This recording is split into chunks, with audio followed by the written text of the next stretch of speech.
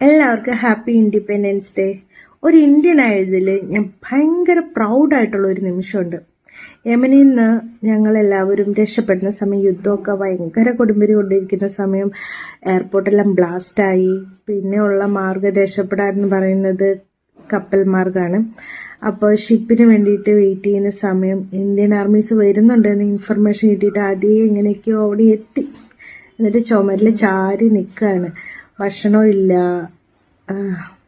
ഒന്നും മാറി അങ്ങോട്ടേക്കൊന്നും ഇരിക്കാൻ പറ്റില്ല. അപ്പത്തെ ചിലപ്പം വെടി കൊള്ളും. അങ്ങനെ ഒരു അവസ്ഥയിൽ നിൽക്കുന്ന സമയത്ത് ഒരുപാട് പേരുണ്ട് അവിടെ വന്നിങ്ങനെ നിൽക്കുന്ന. ഒരുപാട് രാജ്യക്കാരും ഉണ്ടായിരുന്നു. അപ്പോൾ ഒരു അമേരിക്കൻ കപ്പൽ വന്നു കേട്ടോ. അപ്പോഴത്തേക്കും എല്ലാവരും ഓടിച്ചെന്നപ്പോഴത്തേക്കും അവർ പൈസ ചോദിച്ചു. പൈസ ഉണ്ടെങ്കിൽ കെട്ടിക്കൊണ്ട് പോകാൻ രക്ഷപ്പെടുത്താന്ന് തോന്നുന്നു. അവർ പറഞ്ഞത്ര പൈസ ഇല്ലാത്തതുകൊണ്ട് എല്ലാവരും തിരിച്ചു പോന്നു. അങ്ങനെ ഒരു രാത്രി കഴിച്ചു കൂട്ടി. ആ ചുമര് ചാരി അങ്ങനെ തന്നെ നിൽക്കണം കേട്ടോ. അതിൻ്റെ ഇടയ്ക്ക് ഒരാൾക്ക് കാലിലൊക്കെ വെടി കൊണ്ടു, ഒരാളുടെ ബാഗൊക്കെ കത്തി, സർട്ടിഫിക്കറ്റൊക്കെ കഴിഞ്ഞു പോയി. അങ്ങനെ കുറച്ച് ഇഷ്യൂസൊക്കെ ഉണ്ടായി. അപ്പോൾ പിറ്റേ ദിവസം ഉച്ചയായപ്പോഴേക്കാണ് ഇന്ത്യൻ കപ്പൽ വന്നത് കേട്ടോ. ഇല്ല, വെള്ളവും ഇല്ല, ഇങ്ങനെ തരിച്ചുകൂടി ഇരിക്കുക. കപ്പൽ വന്നു എന്ന് പറഞ്ഞപ്പോഴത്തേക്കും പക്ഷെ കപ്പല് കരയ്ക്കിലോട്ട് കൊണ്ടുവരാൻ വേണ്ടി പറ്റുന്നില്ല. കാരണം അവർ സമ്മതിക്കുന്നില്ല, നടുക്കടലിൽ നിർത്തിയിട്ടേക്ക്. അപ്പോൾ ഇവിടെ നിന്ന് ബോട്ട് മാർഗം വേണം പോവാൻ.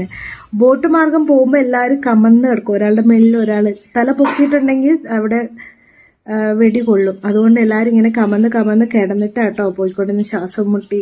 അതിൻ്റെ ഇടയ്ക്കാണ് ഈ സൗദി പോലീസിന്റെ ഒരു ചെക്കിങ്ങും ഉണ്ട്. അപ്പൊ അങ്ങനെ ബോട്ട് വഴി പോകാൻ വേണ്ടിയിട്ട് ഞങ്ങളെല്ലാവരും ഇങ്ങനെ തടിച്ചുകൂടി നിൽക്കുവാട്ടോ. ഒരുപാട് പേരുണ്ട്. അപ്പോൾ ഒരു 9 രാജ്യക്കാരോളം ഉണ്ടായിരുന്നു. അപ്പോൾ അവിടെ ഉണ്ടായിരുന്നു. എന്നിട്ട് ആദ്യം എന്താ ചെയ്തതെന്ന് വെച്ചിട്ടുണ്ടെങ്കിൽ, വന്നിട്ട് വേറെ രാജ്യക്കാരെയെല്ലാം മാറ്റി നിർത്തി, ഇന്ത്യക്കാരെല്ലാം മാറ്റി നിർത്തിയിട്ട് അങ്ങനെ നിർത്തി. അപ്പോൾ ഞാൻ ചോദിച്ചു, ഈശ്വരാ, ഇന്ത്യക്കാരും ഇങ്ങനെയാണോ ചെയ്യാൻ പോകുന്നത്? ഇവരെ രക്ഷപ്പെടുത്തത്തില്ലേ? ഇവരെ ഇനി ആരാ രക്ഷിക്കുക എന്നൊക്കെ ഞാൻ ഇങ്ങനെ വിചാരിച്ചു. പക്ഷേ ഇന്ത്യൻ ആർമി ചെയ്തത്, ഫസ്റ്റ് ഈ 9 രാജ്യക്കാരെ, നമ്മളുടെ അയൽവക്കത്തുള്ള രാജ്യക്കാരെ രക്ഷപ്പെടുത്തിയിട്ട് കപ്പലിലാക്കിയതിന് ശേഷം പിന്നീട് നമ്മളെ വന്നിട്ട് രക്ഷപ്പെടുത്തിയത്. ആ സമയത്ത് അവർക്ക് അവിടെ ചെന്നപ്പോഴത്തേക്കും ഭക്ഷണമൊക്കെ കിട്ടി, വെള്ളമൊക്കെ കിട്ടി. നമ്മൾ ചെറുപ്പത്തിൽ അവരോട് ഭയങ്കര സാറ്റിസ്ഫൈഡ് ആയിട്ട് ഇരിക്കുകയാണ്. ഞങ്ങൾക്ക് പക്ഷേ കുറച്ചുകൂടി വൈകിയാണ് കിട്ടിയത്. അങ്ങനെ ഇന്ത്യ അതിഥി ദേവോ ഭവ എന്ന് പറഞ്ഞിട്ടുള്ള ആ സംസ്കാരം അവിടെയും കാത്തു സൂക്ഷിച്ചു.